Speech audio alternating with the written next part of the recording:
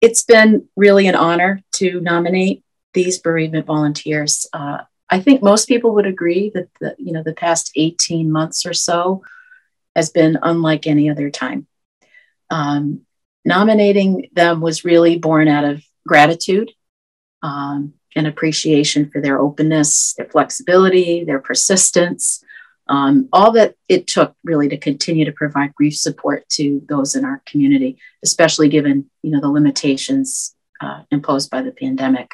For me, I remember a specific occurrence during a bereavement group that I was facilitating. There was a woman, a middle-aged woman, who was deeply grieving the loss of her mother. And I remember thinking for the first couple of weeks of that program that this seemed a little unusual. And I just wondered about it because my experience had been different.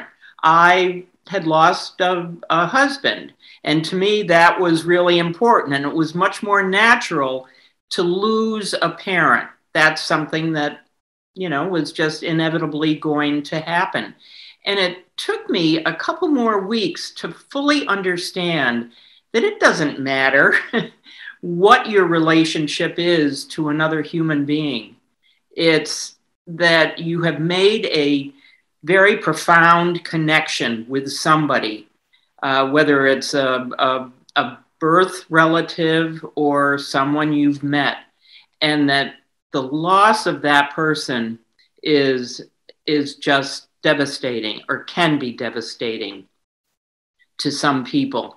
And I learned from that woman in that group that that was a very, very important thing to witness and be a part of. And I felt honored to finally come to the understanding that, that's a big deal.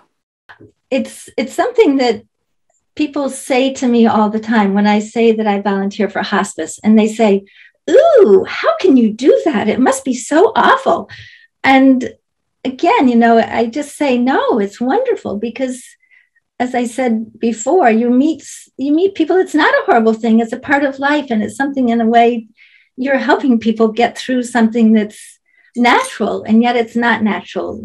We as human beings have sort of a fear about death and that sort of thing. And yet you're part of something that's really, really nice. And you're helping people. It's, everything is, there's no secrets. You're there. And it's a wonderful experience.